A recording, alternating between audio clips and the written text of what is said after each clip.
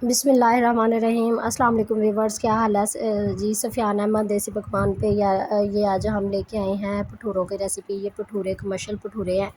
तो ये देखिए, हमने जो है ना घर पे हलवाई बुलवाए थे तो उससे हमने बनवाए हैं और ये मैं आपको दिखाना चाह रही थी। मैंने कहा मैं आपको दिखाऊं कि इस तरह के कमर्शियल भटूरे जो है ना बड़े अच्छे और बहुत ही मज़े के और बहुत ही सॉफ्ट बने थे।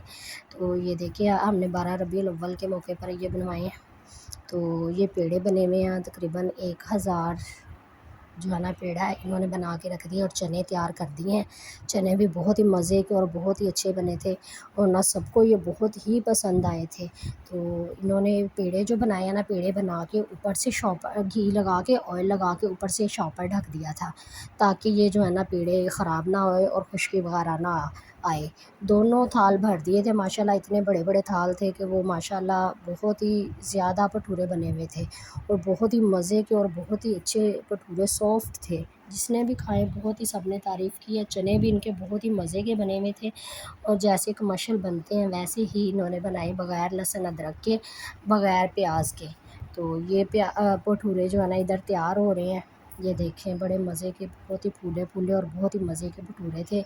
ये मेरा भतीजा साथ वीडियो बना रहा है। अल्लाह हाफ़िज़।